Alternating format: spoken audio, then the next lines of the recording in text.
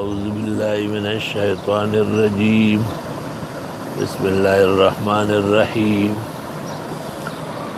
ألف لام ميم الله لا إله إلا هو الحي القيوم نزل عليك الكتاب بالحق مصدقا لما بين يديه وأنزل التوراة والإنجيل من قبل هدى للناس وأنزل الفرقان إن الذين كفروا بآيات الله لهم عذاب شديد والله عزيز ذو انتقام إن الله لا يخفى عليه شيء في الأرض ولا في السماء. سورۃ بقرہ جو نزول میں 87 تھی، یعنی اس سے پہلے 86 صورتیں نازل ہو چکی تھی. وہی اول ما نزلت بالمدینۃ المنورہ، وہی مناسبت تھی فاتحہ کے ساتھ. اور صورت تمام ان مسائل کے بیان اور تفصیل میں تھی جو فاتحہ کے اندر بیان ہوئے ہیں. خواہ وہ خدا کی ذات و صفات و افعال کا مسئلہ ہو، یا قیام قیامت کا ہو، یا تعبد اور استعانت ہو، یا دعا اور تعین مسلک ہو، یا انعام یافتگان کی خوبیاں ہو، توصیف بالجمیل ہو، اور یا مانعین اور منحرفین یعنی مغضوبین اور ضالین کی مذمت ہو.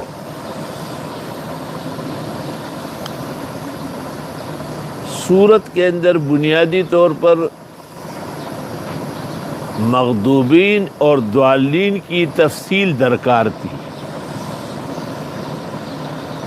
کہ روئے زمین کی وہ معزز قوم جو اولاد انبیاء کہلائی اور اس زمانے کے مطابق طرح طرح احسانات اور نعمتیں ان پر کی گئی، ایسے کیا عوارض پیش آئے کہ وہ دنیا کی بدترین قوم بن گئی.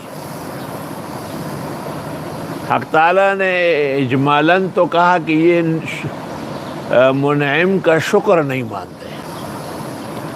اللہ تعالیٰ نے آدم علیہ السلام کو پیدا کیا، روئے زمین کا خلیفہ بنایا، مسجود ملائک بنایا، داخل جنت کیا، لیکن انہوں نے کوئی چیز اس سے اخذ نہیں کی، اور بجائے آدم علیہ السلام کی اطاعت کے ابلیس لعین جو پہلے دن سے مردود ہوا ہے اس کی راہ پہ چل پڑے.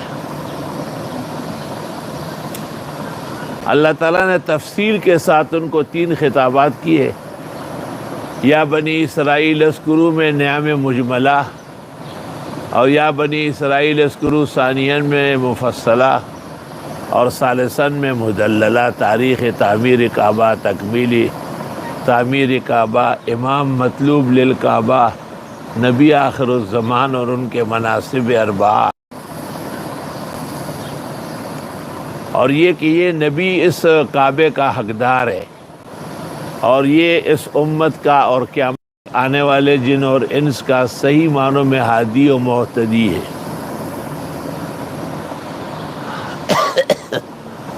اس پر انبیاء علیہ السلام کی شہادتیں پیش کی. وَوَصَّى بِهَا إِبْرَاهِيمُ بَنِيهِ وَيَعْقُوبُ یا بنی ان اللہ اصطفیٰ لکم الدین فلا تموتن الا وانتم مسلمون، کہ انہوں نے تو دین اسلام کی وصیت کی. اور ام کنتم شہداء اذ حضر یعقوب الموت اذ قال لبنیہ ما تعبدون من بعدی قالوا نعبد الہک و الہ آبائک ابراہیم و اسماعیل و اسحاق الہا واحدا ونحن له مسلمون.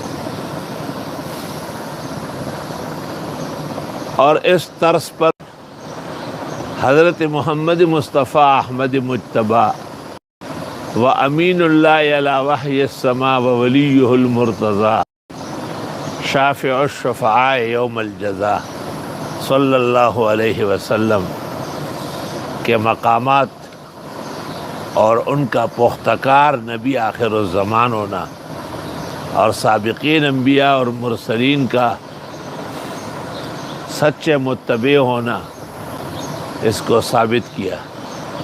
درمیان میں رسالت مآب پر کچھ شبہات تھے، اس کا جواب دے دیا گیا۔ مثلا ایک شبہ تھا کہ سابقہ کتب کے علماء ان کو نہیں مانتے تھے۔ جواب: نبذا کتاب اللہ وراء ظہورہم کأنہم لا یعلمون، انہوں نے آسمانی کتاب پس پش ڈالی، اس کتاب کے ترک عمل کے مرتکب ہے، اس لیے انکار کر رہے ہیں۔ ایک اشکال یہ تھا کہ یہ تو اپنے مجلس میں جادوگروں کا ذکر کرتے، داؤد و سلیمان مشہور جادوگر۔ جواب: غلط، 100% غلط۔ داؤد علیہ السلام اور سلیمان علیہ السلام اللہ کے پاک مقدس پیغمبر تھے، انہوں نے عمر بھر جادو اور جادوگروں کا رد کیا ہے۔ وَمَا كَفَرَ سُلَيْمَانُ وَلَكِنَّ الشَّيَاطِينَ كَفَرُوا يُعَلِّمُونَ النَّاسَ السِّحْرَ۔ ایک اشکال یہ کیا کہ کبھی ایک لفظ کبھی دوسرا لفظ، جواب میں اللہ کے حکم کا منقاد ہو۔ یا ایھا الذین آمنوا لا تقولوا راعنا وقولوا انظرنا واسمعوا وللکافرین عذاب علیم۔ پھر یہ کہ کبھی کہتے ہیں یہ ناسخ ہے اور کبھی کہتے ہیں منسوخ ہے۔ جواب: ناسخ اور منسوخ وحی کی حکمتیں ہیں اور تکوین الہی کا اصدار ہے، ہمیں اللہ کے احکام اور وحی کا منقاد ہو۔ ما ننسخ من آیت او ننسها نأتی بخیر منها او مثلها علم تعلم ان اللہ علی کل شیء قدیر۔ ایک اشکال یہ کیا کہ یہ کعبہ و مکہ سے کیسے دور ہو گئے۔ جواب: ومن اظلم ممن منع مساجد اللہ ان یذکر فیہا اسمہ وسعی فی خرابہا۔ یہ مکے والوں کا ظلم ہے اور عنقریب اس کی سزا پٹیں گے۔ ایک اشکال انہوں نے یہ کیا تھا کہ تینوں فرقے خدا کی اولاد کے قائل ہیں۔ قالت الیہود عزیر ابن اللہ وقالت النصارى مسیح ابن اللہ، اور مشرکین بھی کہتے ہیں کہ ملائک جو ہے بنات اللہ ہے۔ جواب: وقالوا اتخذ اللہ ولدا سبحانہ، اللہ کی ذات پاک ہے، اس کے لیے اولاد کا کوئی گنجائش نہیں۔ لہ ما فی السماوات وما فی الارض، سب کچھ اس کے اختیار میں ہے۔ وَكُلٌّ لَهُ قَانِتُونَ، اور سب تابعدار ہے اس کے۔ یہ جواب دیا کہ اولاد کیوں ہوتی ہے، اس لیے نہیں ہے کہ اللہ کو ضرورت نہیں ان چیزوں کی۔ مختلف شبہات اور ترددات کے درمیان میں بمقتضائے بشریت اور منصب نبوت کے کبھی طبیعت اقدس ممکن ہے وہ ملال محسوس کرتی ہو، تسلی دے دی انا ارسلناک بالحق بشیرا ونذیرا ولا تسأل عن اصحاب الجحیم، اور اس پر شہادتیں پیش کی، اچھوں کی کہ وہ قائل ہے اور بروں کی کہ وہ منکر ہے۔ اور تیسری مرتبہ نعم مدللہ بتاریخ تعمیر کعبہ، بتعین قبلہ، بتبعیث نبی آخر الزمان، اور اس سے متعلق احوال۔ ایک تفصیلی اعتراض تھا تحویل کعبہ پر، اس کا جواب مفصل دے دیے سیقول السفہاء سے۔ اور ایک اشکال یہ تھا کہ لوگوں کو لے آتے جب وہ مارے جاتے کہتے ہیں شہید ہے۔ جواب: ولا تقولوا لمن يقتل في سبيل الله اموات بل احیاء ولكن لا تشعرون۔ تم جیسے بدشعور اور ناسمجھ ان حکمتوں کو کہاں جانتے ہیں؟ یہ تو خدا کے ہاں بہت بڑا درجہ اور مقام ہے، اور یہ آزمائشوں کا حساب کتاب ہے۔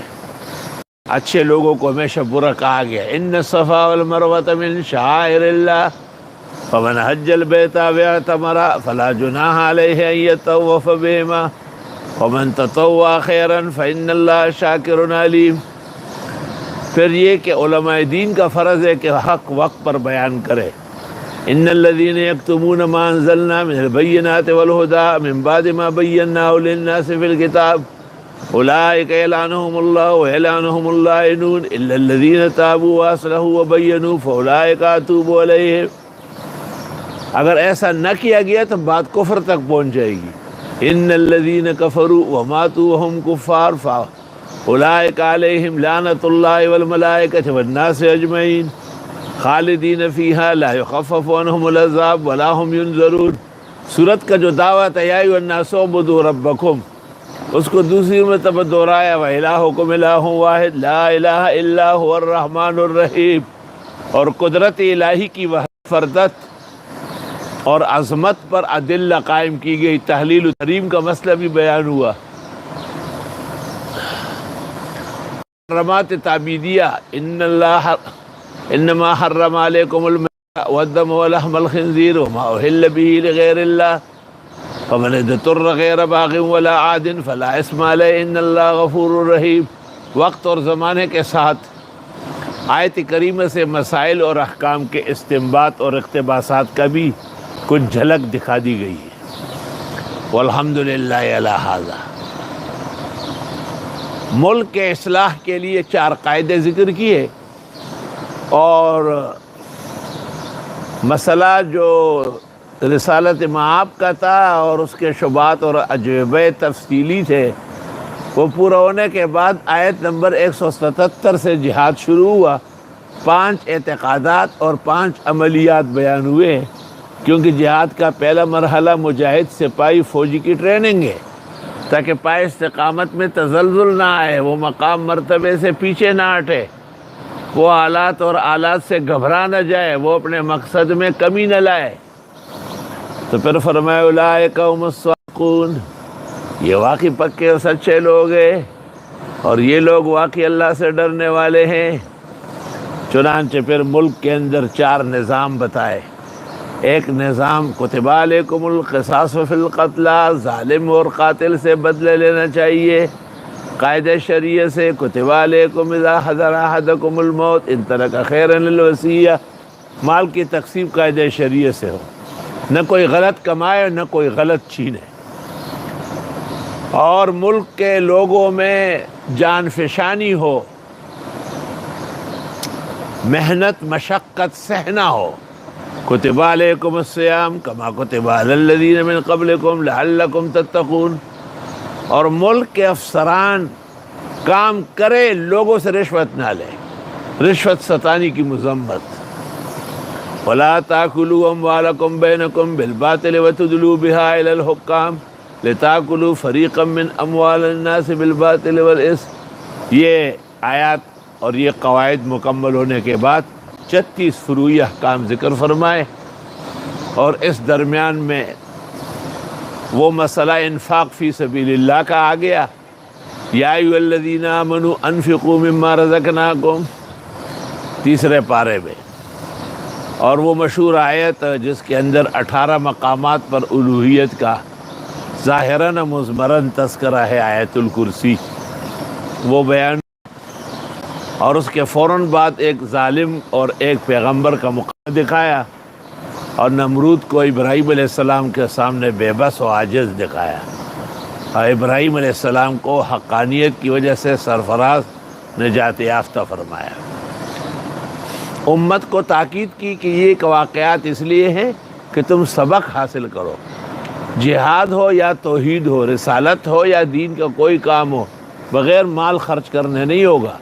تو مال کے خرچ کرنے میں بہت تفصیل فرمائی کہ تم تو دو گے اللہ 700 کر دے گا، 49 کروڑ کر دے گا، اور تمہارے دینے سے اللہ محتاج نہیں، تمہیں فائدہ پہنچے گا. پھر یہ عوارض بھی بتائے کہ نقصان میں نہیں ہونا چاہیے. وَلَا تُبْطِلُوا صَدَقَاتِكُمْ بِالْمَنِّ وَالْأَذَىٰ. پھر کن جگہوں پہ خرچ کر رہے آپ؟ للفقراء الذین احصروا فی سبیل اللہ، وہ اللہ کے نیک بندے جو علم دین سیکھنے کے لیے مسجد اور مدرسوں میں قید کیے گئے ہیں. اصحاب صفہ بہترین مصرف کائنات کے اندر یہی لوگ ہیں جو وقتاً فوقتاً ان کی تعداد گھٹتی بڑھتی تھی، یہ دور و دراز سے آتے تھے، خدمت اقدس میں احادیث یاد کرتے تھے. ان کے بڑے ابو ہریرہ تھے، تفصیل اپنے محل میں موجود ہے. اور اس کے ساتھ ہی ایک ناکارہ وبا اور بدترین بلا سود ربا، اس کی سخت مذمت کی گئی کہ انفاق کرو، حلال کماؤ، حلال کھاؤ، سود نہ کھاؤ. سود اس کو کہتے ہیں کہ مال کے بدلے میں مال پر اضافہ ہو بغیر کسی وجہ کے. 100 دے دیے، 110 دو گے بس کیونکہ میں نے 100 دیے. اور اگر کوئی وجہ ہو جیسے تجارت ہے، زراعت ہے، عوض ہے، سورت کے اختتام پر پھر سود خوروں کو تنبیہ کی گئی کہ اگر نہیں چھوڑ سکتے ہو تو پھر خدا سے لڑنے کے لیے تیار ہو جاؤ. اس لیے کہتے ہیں 100 روپیہ لینا یا دینا 36 مرتبہ زنا کے برابر ہے. اور ایک روایت آلوسی نے نقل کی روح المانی میں کہ 1 روپیہ سود کا لینا یا دینا جیسے اپنی ماں کے ساتھ بیت اللہ میں 70 مرتبہ زنا کیا جائے. باقی بعض لوگوں نے کوئی ہیلے حوالے کر کے کچھ اسلامی بینکاری نکالی ہے علی تحقیق. کل عالم کے مسلمانوں اور علماء و افتاء نے اس کو رد کیا ہے. اس پر مولانا محمد عیسیٰ گورمانی کی بھی تنبیہ آ چکی تھی، اور مولوی عبدالواحد نے کوئی اپنے حساب کے ساتھ ٹکا پکا کیا تھا.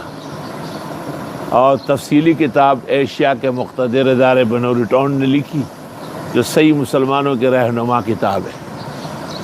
اور علماء و خاص کر بینکروں کے استاد اور شیخ مولانا سلیم اللہ خان کی صدارت میں چاروں صوبوں کے علماء اکٹھے ہوئے، فقہاء، مفتیین، انہوں نے مکمل تحریر تیار کی.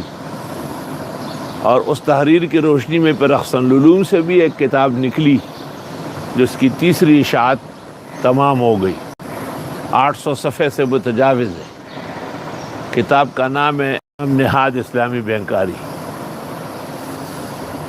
اور انشاءاللہ کوئی ایسی چیز نہیں ہے جو اس سے رہ گئی ہو. 27 قسطیں میں نے الاحسن میں نکالی اور وہ سب جوابات ہیں بینکروں کے. 27 کے 27 قسطیں نئی اشاعت میں شامل ہیں. بعض لوگ سمجھتے ہیں کہ ان کے پاس کوئی خاص علم ہے اقتصادیات و معاش کا. ہم نے اس کا جائزہ لیا ہے اور اس کو صفر ثابت کیا ہے.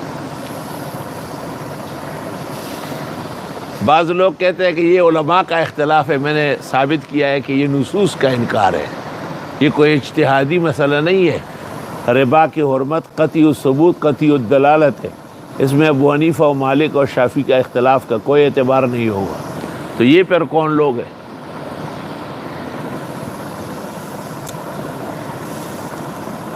تو اس مسئلے کے اندر کچھ تحریرات ہے، کچھ فتاویٰ ہے جو ہم درس کے ساتھ ساتھ پیش کرتے ہیں. مناسب موقع پر انشاءاللہ امید ہے کہ سورہ آل عمران کی آیت یا ایھا الذین آمنوا لا تاکلوا الربا اضعافا مضاعفا واتقوا اللہ لعلکم تفلحون کے ذیل میں ہم دوبارہ کچھ کہے اور عود کرے، اور والعود احمد، عود بہت مناسب ہے. یہ تمام تفصیلات کے بعد پھر صحیح لین دین، صحیح زراعت تجارت، صحیح شہود اور کتابت کے ساتھ آیت مدائنہ تفصیلی آئی اور سورت کا اختتام ہو گیا للہ ما فی السماوات و ما فی الارض سے. یہ وہی دعوی سورت ہے جو اعبدوا ربکم الہکم الہ واحد اللہ لا الہ الا هو الحی القیوم. اور اس کے فوراً بعد پھر سورت کا اختتام آخری رکوع کے اندر تمام مضامین کا خلاصہ ہے اور دعا ہے. ربنا لا تؤاخذنا ان نسینا واخطانا ربنا ولا تحمل علينا اصرا كما حملته على الذين من قبلنا ربنا ولا تحملنا ما لا طاقة لنا به واعف عنا واغفر لنا وارحمنا انت مولانا فانصرنا على القوم الكافرين. جب صورت بقرہ اس شان و شوکت سے مکمل ہو گئی جس میں بیشتر روئے سخن مذمت یہود کی طرف تھی اور خطابات بھی ان کو ثلاثہ کیے گئے، نعم ملا یا بنی اسرائیل، نعم مفصلہ یا بنی اسرائیل، نعم مدللہ یا بنی اسرائیل. 3 دفعہ وہ دکھائے گئے کہ فباؤ بغضب علی غضب. تو یہود کے ساتھ اہل کتاب کا ایک اور فرقہ تھا جو نصارا اور مسیحی کہلاتے ہیں، جن کی مذمت سورۃ فاتحہ کے اندر ضالین کے اندر ہو گئی تھی. صحابہ و تابعین کی تفسیر ہے کہ ضالین سے ہم النصارى. شاید سلف میں کوئی ہو جس نے اس کا انکار کیا، لیکن علماء کہتے ہیں کہ ہر وہ فرد جو عقیدہ اور عمل یہود کی طرح رکھے وہ مغضوبین کا مصداق ہوگا، اور ہر وہ شخص جو رائے راست چھوڑ رہا ہو افراط و تفرید کے ساتھ وہ ضال ہوگا. اس لیے سورۃ بقرہ کے اندر پھر 2 آیتوں میں ذم ہو گیا کافر کا، اور ایک رکوع میں منافقین کے تذکرے ہوئے، ان کی 10 نشانیاں 2 مثالیں بیان کی. اب یہاں سے سورۃ آل عمران شروع ہو رہی ہے.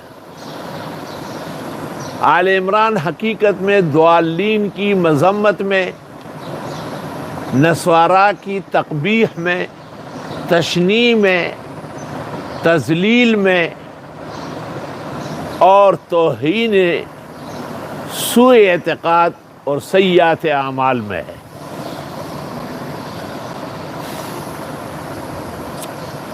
یہی وجہ مناسبت مع البقرہ بھی کافی ہے.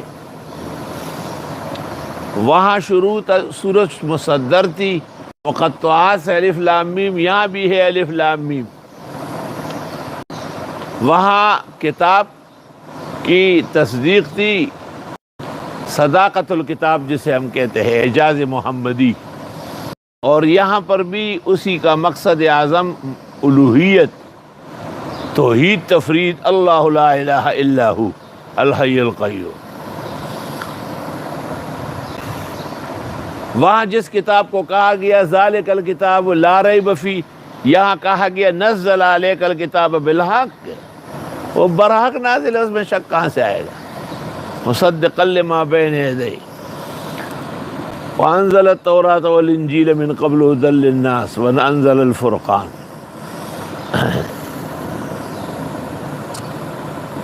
سورۃ بقرہ کے اندر اوصاف مومنین کے تھے کتاب کی صداقت کے بعد،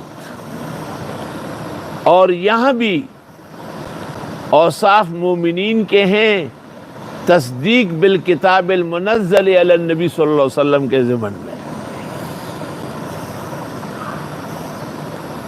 وہاں 5 آیتوں کے بعد 2 آیتوں میں ابدی قطعی کافر کی مذمت تھی، ان الذین کفروا سواء علیہم انذرتہم ام لم تنذرہم لا یؤمنون، ختم اللہ علی قلوبہم وعلی سمعہم وعلی ابصارہم غشاوۃ ولہم عذاب عظیم.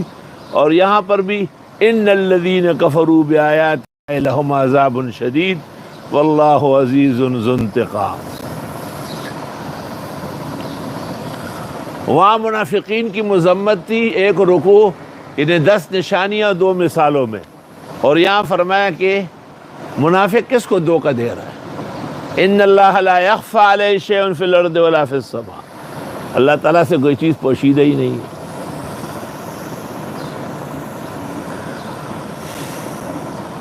اصل میں چونکہ سورۃ آل عمران رد نصارا میں ہے، اور نصارا آخری فرقہ ہے بنی اسرائیل کا جن کے پیغمبر حضرت عیسیٰ مسیح ابن مریم برحق رسول تھے. قرآن کہتے وَرَسُولًا إِلَىٰ بَنِي اسرائیل، اور ان کے آسمان پر جانے کے ٹھیک 572 سال بعد حضرت محمد عربی رسول ہاشمی النبی الخاتم والمختم التہامی الحجازی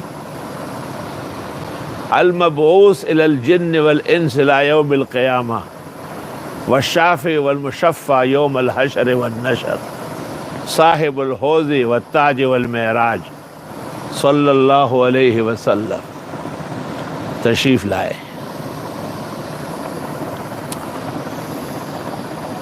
عیسائیوں کو کس چیز کی وجہ سے حضرت عیسیٰ مسیح کے بارے میں صحیح صورتحال کے بجائے غلط عقائد کا ارتکاب کرنا پڑا؟ یہ قرآن کے سامنے ایک مسئلہ تھا۔ اللہ تعالیٰ کی عادت کریمہ ہے کہ اس نے آدم کو بغیر ماں باپ کے پیدا کیا، سورۃ بقرہ میں ان کا ذکر ہوا۔ بقیہ انبیاء اور انسان اور جن و انس ماں باپ دونوں سے پیدا ہوتے ہیں۔ عیسیٰ علیہ السلام کو اپنے قدرت تکوین کے تحت بغیر مس بشر کے بطن مریم فی دفخ جبریل فی جیب درعہا سے پیدا کیا، یہ ان کے لیے اشکال کا باعث ہوا۔ یہاں سے جوابات دے دیے۔ عجیب بات ہے کہ آدم بغیر ماں باپ کے تو وہ الہ نہ ٹھہرے، اور عیسیٰ علیہ السلام بغیر باپ کے بی بی مریم و امہ صدیقہ، حد درجہ عفیف و پاک دامن۔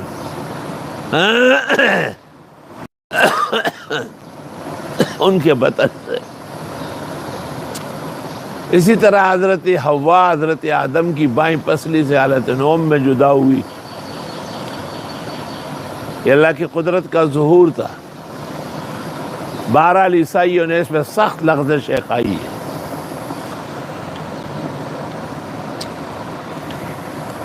عیسائیت کے خلاف ہماری دانش میں سب سے تفصیلی کتاب شیخ الاسلام ابن تیمیہ کی ہے، الجواب الفصیح لعبد المسیح۔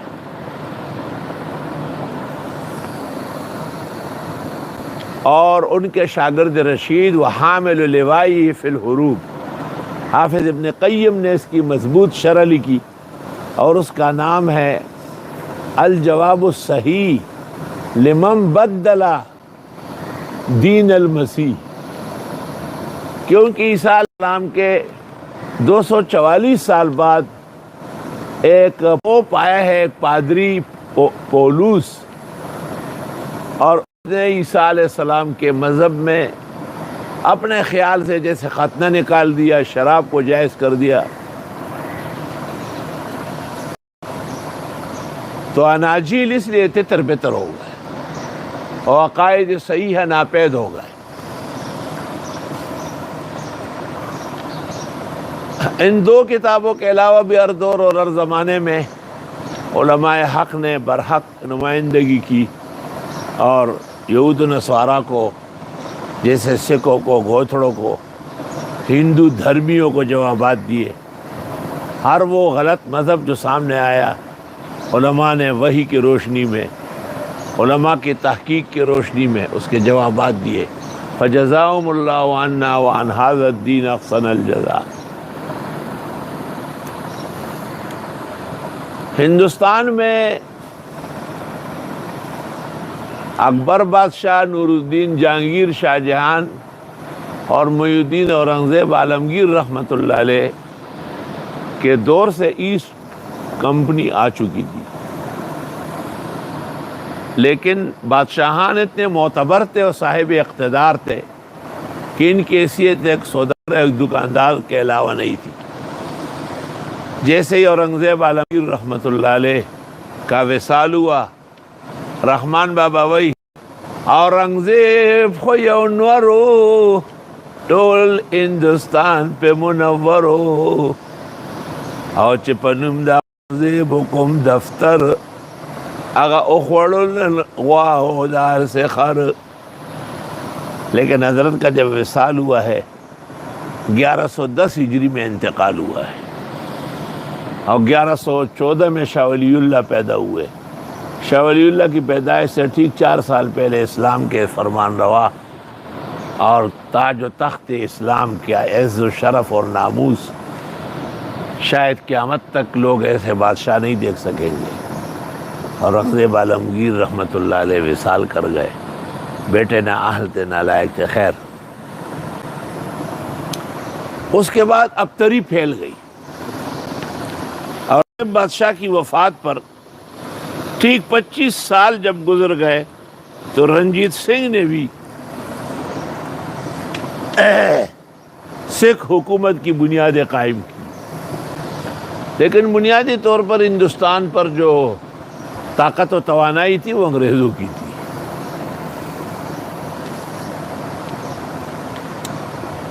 اس دوران انگریزوں نے اپنی سی آئی ڈی کو حکم دے دیا کہ تم پتہ کرو کہ مسلمان کمزور کیسے ہوں گے، اور تم پتہ کرو کہ یہ جو اتنی بڑی حکومت 700 سال ان کی رہی ہے، ایک شاعر ایک ہندو کو کہتا ہے تم 700 سال اپنی غلامی میں رہے ہو، اگر یاد نہیں ہند کی تاریخ دکھا دوں۔ یہ 700 سال مسلسل تغلق اور غلامان اور بلبن اور تمام کے تمام خاندان یکے بعد دیگرے آتے رہے۔ اس کی وجہ کیا تھی؟ تو کہا استقامت مذہب تھی اس کی وجہ۔ تمام لوگ 700 سال میں پکے احناف، توحید و سنت کے ماننے والے، اور ایک امر مستحب سے لے کے معتقد تک تمام امور میں امام اعظم کی فقہ، جو اصل میں فقہ اسلام ہے، فقہ العالم ہے۔ کسی شاعر نے کہا الدین دین محمد ابن کرابی والفقہ فقہ ابی حنیفہ النعمانی۔ تو اس میں قسم قسم کے اختلافات پیدا کیے۔ شمس الحق عظیم آبادی کو عظیم آباد سے کہا کہ آپ ان کی نماز کو غلط کہے، غیر مقلد کھڑا ہو گیا، کہا ان کے ساتھ جہاد کیوں کرتے ہو؟ یہ تو رفع دین نہیں کرتے، امین بالجار، فاتحہ، حالانکہ یہ مسائل تو پہلے سے اجتہاد کے تھے۔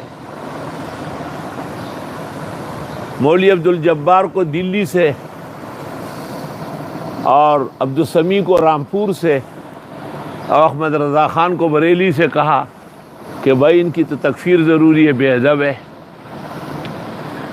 اور پھر غلام احمد قادیانی اس کو کہا کہ آپ براہ راست نبوت کا دعویٰ کریں، اور یوں مذہبی بحران ہندوستان میں شروع ہو گیا۔ مسلمان باہم مشت گریبان ہو گئے، اور مسجدوں میں اور اداروں میں اور جگہ جگہ ناحق باتیں شروع ہو گئی۔ انگریزی حکومت کو دوام ملتا گیا۔ جب انگریز کو یقین ہو گیا کہ اس پر ہم حکومت کر سکتے ہیں، تو انہوں نے ایک پادری کو زبردست عربی تعلیم دی۔ ایسا ظالم تھا کہ صورت انتہا پر اس نے کہتے 3000 اعتراضات جمع کیے تھے کہ اس کی عربیت صحیح نہیں ہے اور یہ گرامر عربی کے خلاف ہے۔ اور پیغمبر اسلام کے بارے میں اور یہ اور وہ، جب یہ باتیں ہو رہی تھی تو ہندوستان کے اندر سب سے بڑے جو مرجع خلائق تھے اور اہل حق کے آن بان تھے، حاجی امداد اللہ مہاجر مکی، جو مولانا محمد قاسم نانوتوی اور مولانا رشید احمد گنگوئی اور حضرت شیخ الہند مولانا اشرف علی سب کے شیخ تھے۔ انہوں نے اپنے ایک خلیفہ جو بہت بڑے عالم تھے، مولانا رحمت اللہ کیرانوی کو کہا کہ یہ جو فاؤنڈر تیاری کر رہا ہے، آپ کو پتہ ہے یہ ہمارے خلاف ہے۔ اس نے کہا ٹھیک ہو جائے گا۔ 1860 میں اور 1861 میں، کیونکہ 1857 میں تو انگریز دلیر ہو گئے تھے، مسلمان جگہ جگہ پٹ گئے اور ایسے مارے گئے کہ ایسی مثال تاریخ میں نہیں ہے۔ صرف دلی میں 40 لاکھ کے قریب مسلمان قتل کیے گئے۔ مولانا اسعد مدنی فرماتے بیشتر علماء و طلباء،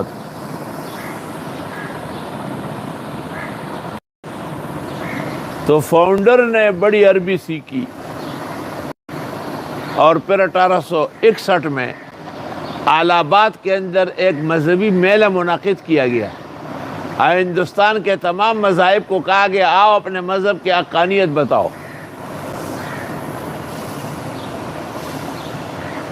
چنانچہ گتھڑا کھڑا ہو گیا تو فاؤنڈر نے اس کا رد کیا، وہ بیٹھ گیا، اور سکھ یاتری کھڑا ہو گیا، اس کا رد کر لیا، ہندو دھرمی کھڑا ہو گیا، اس کا رد کر لیا، اور اس کے بعد فاؤنڈر نے قرآن پر، سنت پر، نبی آخر الزمان پر، ان کی زندگی مبارک پر قسم قسم کے اعتراضات کیے کہ یہ دین صحیح نہیں ہے اور یہ مذہب چلنے والا نہیں ہے کوئی جواب دینے والا؟ تو مولانا رحمت اللہ کیرانوی کھڑے ہو گئے، بالکل جواب حاضر ہے، بیٹھ جاؤ۔ مولانا رحمت اللہ کیرانوی نے سب سے پہلے تو اناجیل کا جعلی ہونا ثابت کیا۔ پولوس سے پہلے کا کوئی انجیل تمہارے پاس موجود نہیں، اور پولوس کے بعد جتنے اناجیل 145 کے قریب، یہ سب کے سب ڈکوسلا، گھڑی ہوئی، اور اس کا تصادم دکھایا آپس میں۔ اور اسلام کی کرامات، معجزات، آیات بینات، فخر الرسل، فخر الانبیاء، محمد عربی صلی اللہ علیہ وسلم کی حقانیت اور ربانیت اور رسالت و نبوت پر ایسے شواہد پیش کیے، اور ایسی آیات اور ایسے اخلاقیات کہ دنیا عش عش کرنے لگی۔ مولانا رحمت اللہ کیرانوی کی تقریر کے بعد انگریز سی آئی ڈی نے مکمل رپورٹ لکھی کہ فاؤنڈر کسی کام کا نہیں ہے، مولانا رحمت اللہ کے سامنے وہ اس کے جوتے کا تلوہ بھی نہیں ہے، اور مولانا رحمت اللہ نے اس کو علمی طور پر کر لیا، اور بالکل ایک کاذب و غلط کار آدمی ثابت ہو گیا،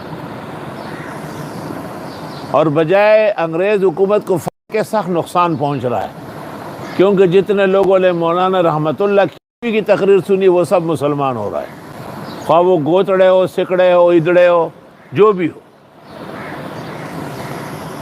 انگریز نے فوراً آرڈر پاس کر لیا، انگریز نے حکم پاس کر لیا کہ دونوں کو قتل کر دیا، یہ شریر ہے۔ مقصد تو مولانا کو قتل کرنا تھا، فاؤنڈر تو ویسے ہی ختم ہو گیا۔ حاجی امداد اللہ سے مکہ میں تھے، انہوں نے مولانا کو کہا کہ یہاں پہنچو۔ وہ بلوچستان کے راستے سے ایران، و ایران سے عراق، اور وہاں سے سعودیہ داخل ہوئے، اور فاؤنڈر یہاں سے بھاگا تو وہ استنبول چلا گیا۔ سلطان عبدالحمید خان کی حکومت تھی، مسلمانوں کا زور و شور تھا، لیکن وہاں تو فخر الاسلام اور شیخ الاسلام اور مفتی الانام اور یہ ڈگریاں تھیں۔ فاؤنڈر نے بادشاہ کو کہا کہ میرے پاس وہ علم ہے جو کسی عالم کے پاس نہیں۔ دربار میں علماء سے بات چیت کرائی، علماء سے فروغ ہے، وہ تو کھلاڑی تھا سارا۔ سلطان نے بالبرید الخاص شریف مکہ کو کھلوایا کہ ایک خطرناک صورتحال پیش آئی۔ ایک پادری ہے اور وہ کہتا ہے کہ میں اسلام جانتا ہوں، اور میرے پاس تو اس کا کوئی جواب نہیں، میرے علماء شکست کھا گئے۔ آپ کچھ انتظام کر سکتے؟ حاجی صاحب نے جو جواب فوراً دیا کہ آدمی تیار ہے، آدمی تیار ہے،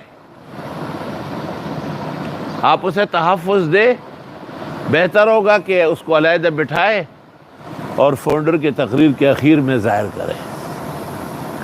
اس زمانے میں ایک ایسی مجلس تھی شاہی، بہت عالی شان، جس میں 10,000 علماء و عوام بیٹھتے تھے، خواص۔ اس میں فاؤنڈر آیا، اور فاؤنڈر نے ایسا کیا اور ایسا کیا، قرآن اس لیے غلط ہے، حدیث اس لیے غلط ہے، چاروں مذہب جھوٹے ہیں، اور پیغمبر صلی اللہ علیہ وسلم کے بارے میں نازیبا کلمات کہے، اور پھر کہا کہ ہے کوئی جواب دینے؟ حل میں مبارز یبارزنی، مولانا تشریف لے آئے۔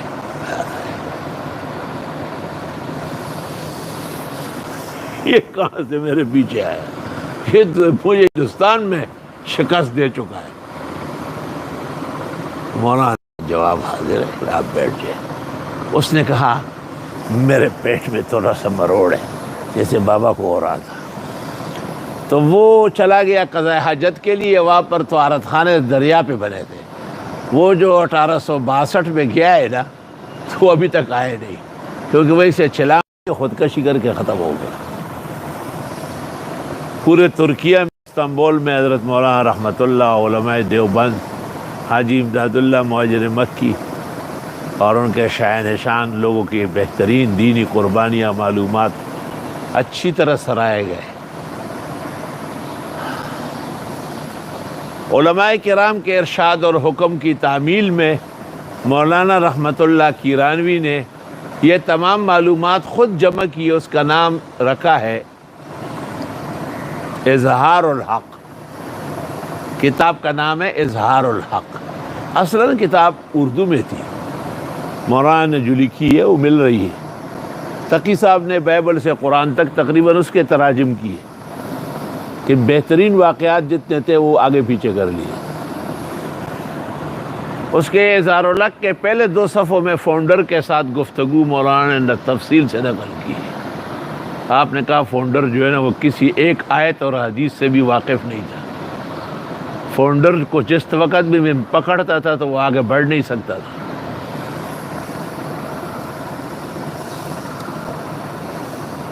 آج کل بلاد عرب کے علماء عرب، اللہ تعالیٰ ان کو جزائے خیر دے، شاہی خاندان کو بیماری سے نکالے اور وہاں حرمین کو اللہ تعالیٰ قیامت آزاد، راحت، صحت، شفا اور خوشیوں کا معدن و مرکز رکھے۔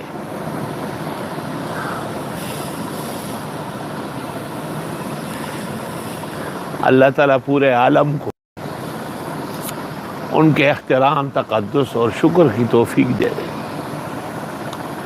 انہوں نے لاکھوں اربوں کربوں کی تعداد میں یہ کتاب شائع کی ہے، اظہار الحق، اور کئی 77 زبانوں میں ترجمہ کرا ہے، کیونکہ ان کا اعتراف ہے کہ پورے عالم میں اسلام کے معجزات میں اور رد عیسائیت میں اس سے بڑھ کر جواب شافی نہیں ہے، کیونکہ بالفعل ہے نا، پریکٹیکلی ہے، آمنا سامنا ہوا ہے۔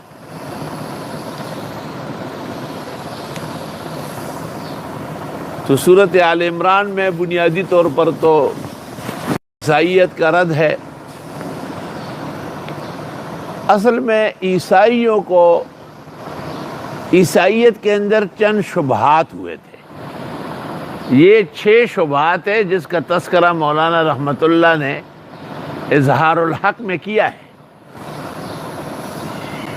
ایک تو یہ کہ دین مسیحی اصل دین ہے۔ جواب، یہ تو ٹھیک ہے جب وہ اللہ کی طرف سے تھا۔ دوسرا یہ کہ حضرت محمد صلی اللہ علیہ وسلم کی شریعت صرف عرب کے لیے ہے۔ جواب، یہ قرآن کی روح سے غلط ہے۔ یا ایھا الناس انی رسول اللہ الیکم جمیعا، قرآن کے بارے میں ھدی للناس، پیغمبر کہتے ہیں وہ بعثت الی الناس کافہ، پیغمبر کہتے ہیں میرے اور قیامت کے درمیان میں کوئی اور حائل نہیں سوائے عیسیٰ کے، جو پرانے نبی کمانڈر کی حیثیت سے وفادار جرنیل آئیں گے۔ کبھی وہ کہتے ہیں کہ تثلیث فی التوحید و توحید فی التثلیث ایک چیز ہے۔ جواب، یہ قرآن کی روشنی میں غلط ہے۔ 3 خدا کا قرآن نے رد کیا ہے۔ لقد کفر الذین قالوا ان اللہ ثالث ثلاثہ۔ کبھی کہتے ہیں کہ ہماری عیسائیت ممدوح فی القرآن ہے۔ جواب، جب یہ برحق تھی اور بلا عیسیٰ کے حواری تھے اور مطیعین تھے اور منقادین تھے تو ان کی حقانیت میں کیا شبہ تھا؟ کبھی کہتے ہیں کہ عیسیٰ نے خود خدا کو ابا کہا ہے اور اب اللہ تعالیٰ نے ان کو ابنی کہا ہے۔ جواب، یہ 10 البغات ہے۔ سرکش نافرمان لوگوں نے عیسائیت کو خراب کیا ہے۔ ممکن ہے کہ پولوس کی 10 کاری ہو۔ اور دوسرا تفصیلی اور علمی جواب یہ ہے کہ یہ متشابہ ہے۔ ابنی ہے میرے بیٹے، استاد شاگرد کو کہتے ہیں۔ کوئی بھی نکاح اور مسائل نہیں سوچتا، ادب، شاگرد کہتے ہیں میرے باپ ہے۔ تو اس طرح کی محاوراتی زبانیں عرف کے اندر چلتی رہتی ہے۔ چنانچہ محکمات و متشابہات کی تفصیل فرمائے۔ اصل بات یہ ہے کہ مدینہ منورہ کے قریب میں ایک آبادی تھی نجران، اور وہ بہت مختصر لیکن تجارت اور زراعت سے لیس تھے۔ اور اس زمانے کے مطابق پورے عالم پر ان کا اثر تھا، مال اور دولت کا۔ محمد مصطفیٰ احمد مجتبیٰ و امین اللہ علی وحی السماء و ولیہ المرتضیٰ شافع الشفاع یوم الجزا صلی اللہ علیہ وسلم نے جب نبوت حقہ اور رسالت ربانیہ کے پیغامات ملوک و سلاطین اور زعماء قبائل کو بھیجے، چنانچہ اس سندھ دیبل کا ایک عالم گزرا ہے، 322 ہجری میں فوت ہوئے ہیں، ابو جعفر طحاوی، اور ان کا زمانہ ایک ہے، بہت بڑے محدث ہے، محمد ابن جعفر دیبلی۔ اس نے وہ مکاتیب النبوی جمع کی ہے، 375 کے قریب مکاتیب کو۔ مولانا سنجان رحمت اللہ علیہ کو میں دا اختر انکار نہیں کی گیا، خٹول دنیا میں اختری میں کتاب لے کے گیا ان کی خدمت میں، ویرہ خدا معلومات و خزانہ دا۔ اصل میں ہماری کتابوں میں بھی بہت کم آئے ہیں، اور پھر انظر شاہ صاحب نے بھی 5-6 خطوں کے تراجم کیے، تو لوگوں نے سمجھا کہ یہ حضرت اقدس مولانا انور شاہ کا بیٹا ہے۔ ٹھیک ہے، اس میں کوئی شک نہیں کہ بیٹا ہے، عالم ہے، فاضل ہے، زمانے کا سرمایہ ہے، لیکن بعض تاریخی چیزوں کے بارے میں شاید ان کو اطلاع نہ ہو سکی۔ یہ خط جب آپ نے ملوک و سلاطین عرب و عجم کو، زعماء قبائل کو، سرداران وقت کو لکھے، ان میں سے خط نجران کے بادشاہ کو بھی ملا ہے۔ خط پڑھنے کے بعد بادشاہ نجران نے حقیقت حال کے لیے 70 آدمیوں کا ایک وفد بنایا۔ ویروغ دکور اندرسی لیونی ٹول کابلیان چیشا دوستان شنو 200 کسان روانی شرن بے کٹنے رہتا ٹول مات کر۔ جب یہ لوگ آئے بڑے اعلیٰ کپڑے پہنے ہوئے اور سلطانی فاخرانہ لباس میں، اور بڑے سونے اور چاندی لٹکے ہوئے تھے، آپ نے کہا 70 کے 70 بات کریں گے۔ انہوں نے 14 آدمی علیحدہ کیا، آپ نے 14 کے 14 کو اجازت دی، یا فرید ہے یا رب صلی وسلم علیہ۔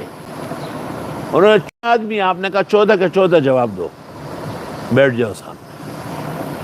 اور تفسیر ابن کثیر میں ہے، عبداللہ ابن عباس کی روایت ہے کہ جبریل فوراً سورۃ آل عمران کی 87 آیات لے کے آئے، کہا ان کے ہر سوال کا یہاں جواب ہے۔ یہ ایسی عجیب صورت ہے۔ اب جب جبریل ساتھ کھڑے ہیں، خدا کی طرف سے جوابات آ رہے، تو 14 اور 70 کیا چیز ہے؟ اس وقت جو سوالات انہوں نے کیے ان کے جوابات یہاں ہیں، میں کوشش کروں گا کہ جوابات منطبق کر سکوں۔ لیکن ایک بڑی حیران کن بات یہ ہے کہ ان کو بڑی حیرت تھی کہ عیسیٰ تو بغیر باپ کے پیدا ہوئے، تو قرآن نے کہا کہ وَالَّذِي يُصَوِّرُكُمْ فِي الْأَرْحَامِ كَيْفَ يَشَاءُ، تمہاری سب کی پیدائش اور بنانا بھی خدا کا کام ہے، عیسیٰ کو بھی اس نے بنایا۔ اور جب انہوں نے کہا کہ کوئی ایسا ہے جو بغیر باپ کے ہو، تو قرآن نے کہا اِنَّ مَثَلَ عِیسیٰ عِندَ اللہِ كَمَثَلِ آدم، آدم کی مثال تو اس سے بھی زیادہ عجب و غرب ہے۔ یہ تو صرف باپ کے بغیر ہے، وہ تو ماں باپ دونوں کے بغیر ہے۔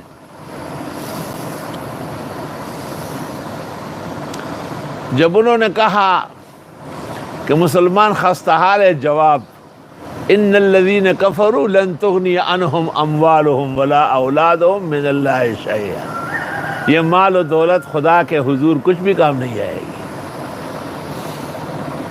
اور انہوں نے اشکال کیا تھا کہ آپ مکہ مکرمہ سے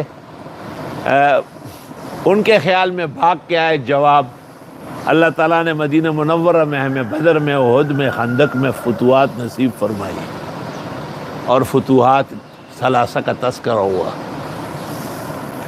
اور حضرت عیسیٰ مسیح کے بارے میں چونکہ وہ بہت زیادہ بھی گھٹن میں مبتلا تھے، تو ان کا نسب ذکر کیا، ان اللہ اصطفیٰ آدم ونوحا وآل ابراہیم وآل عمران علی العالمین، یہ دیکھیں آدم، نوح، ابراہیم و آل عمران سب ذریتم بعضهم من بعض، انہی میں سے ایک عمران حضرت مریم کے والد ہے اور ایک عمران حضرت موسیٰ کے والد ہے۔ تفسیر مدارک میں ہے کہ دونوں عمرانین میں 1800 سال کی مسافت ہے۔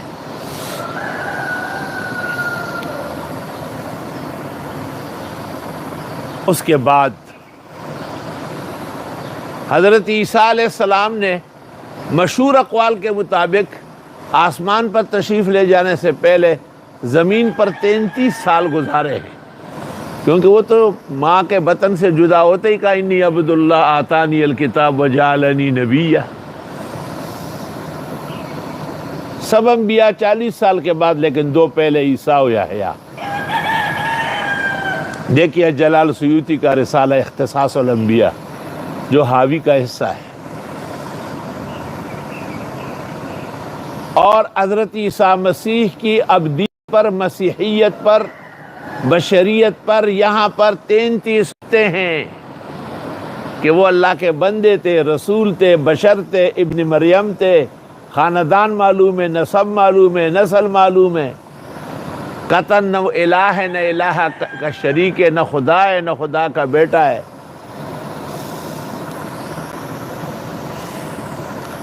اور اس کے بعد اصل مسئلہ یعنی عود الی التوحید فرمایا گیا، اور توحید کے راستے میں جو رکاوٹیں تھی جن کو موانع توحید کہتے ہیں، کبھی کبھی مفسرین ان کو قبائح اہل الکتاب کہتے ہیں۔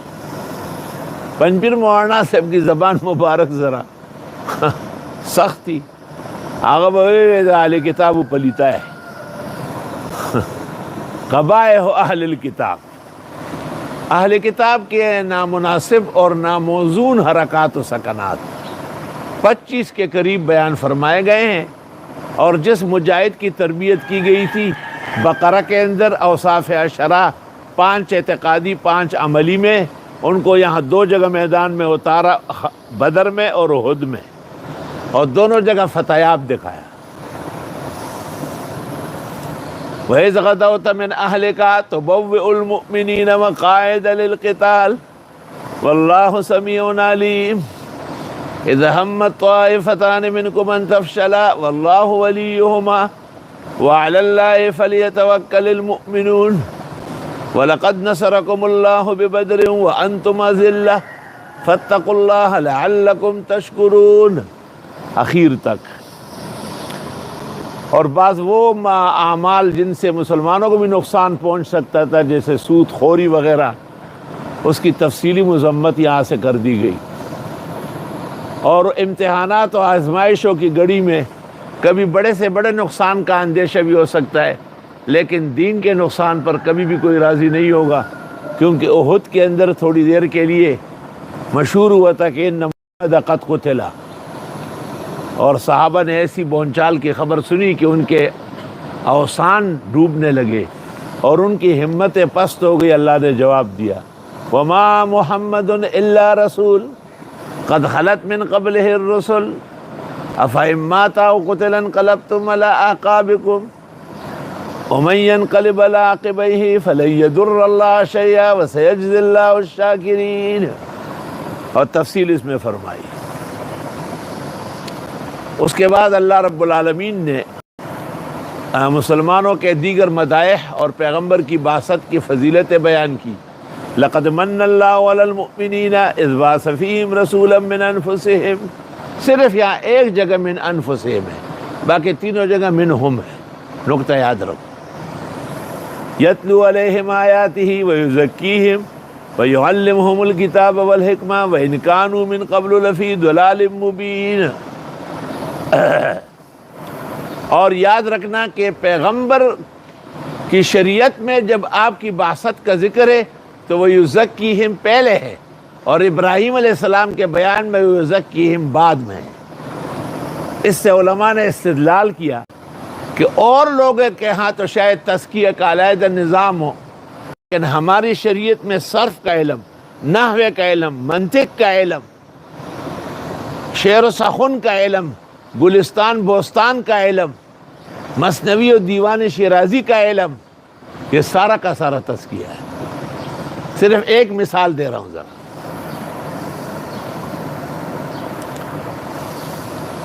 شاہ عبد الرحیم شاہ ولی اللہ خالد، یہ میر زاہد ملا جلال جس نے منطق کا تکملہ لکھا ہے آخری، یہ میر زاہد کے ہاں سبق پڑھتے تھے شاہ عبد الرحیم، اور یہ میر زاہد جو تھے، جو میر زاہد ملا جلال منطق ہی منطق سمجھا جاتا ہے، یہ آگرہ کے مفتی اعظم اور قاضی تھے۔ تو مولانا شاہ عبد الرحیم کو کہا کہ بازار سے کباب لے آؤ، افطار کا وقت قریب ہے، منہ کا مزہ خراب ہے۔ وہ کباب لے آئے تو روزہ افطار کر کے پھر پوچھا کہ عبد الرحیم کباب بہت زیادہ نہیں تھے؟ 1 روپے کے اتنے کباب ہوتے؟ تو انہوں نے کہا نہیں حضرت، اس کا مقدمہ ہے آپ کی عدالت میں۔ آپ نے کہا یا ظالم افسدت علینا صومنا سائر اليوم، دا ټول ورځ روزه راته په غلو ماته کا، دا خو رشوت تھے۔ یہ کیا کیا آپ نے؟ یہ منطقیوں کا حال ہے۔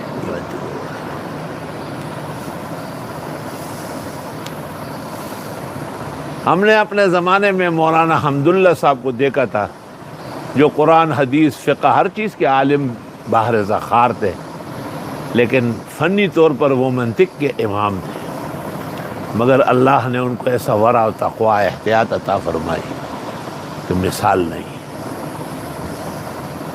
تو اس تفسیر کرنے میں حد تک حق بجانب ہوں کہ ہماری شریعت کا ہر علم، مولانا اشرف علی اشرف الجواب میں کہتے ہیں، جب ہم گلستان پڑھتے تھے تو استاذوں نے کہا تھا کہ شیخ سعدی صرف شاعر نہیں، اولیاء اللہ ہے۔ سبحان اللہ، اولیاء اللہ ہے، الحمدللہ علیہ۔ تو اس لیے ہمارے رسول اور نبی کے مدح میں جو 3 آیتیں ہیں، ربنا وبعث فیہم رسولا منہم یتلو علیہم آیاتک ویعلمہم الکتاب والحکمت ویزکیہم، یہ ابراہیم علیہ السلام کی دعا ہے، یہ آخر میں ویزکیہم، اور کما ارسلنا فیکم رسولا منکم یتلو علیکم آیاتنا ویزکیکم، پہلے آ گیا۔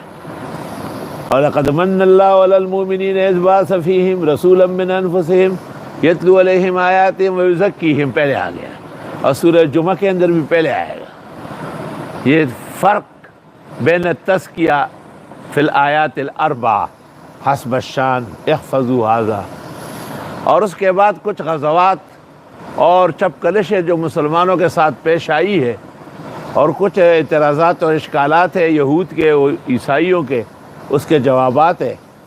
اور سورت کے اخیر میں یا ایھا الذین آمنوا اصبروا وصابروا ورابطوا واتقوا اللہ لعلکم تفلحون، اے مسلمانوں صبر کرو، صبر کراؤ، جنگی تیاری کرو، نمازوں کے پابند رہو، اللہ سے ڈرو، کامیاب ہوں گے۔ سورت ختم۔ وبہذا القدر نکتفی اليوم وللہ الحمد اولا وآخرا، وصلی اللہ تعالی علی خیر خلقی محمد وآلہ واصحابہ اجمعین۔ ہم ایک نظر اور ڈالیں گے کل انشاءاللہ، شاید اس سے زیادہ بعض فوائد اور نکات پیش کر سکیں گے اگر اللہ تعالی نے توفیق دی۔ الحمدللہ رب العالمین۔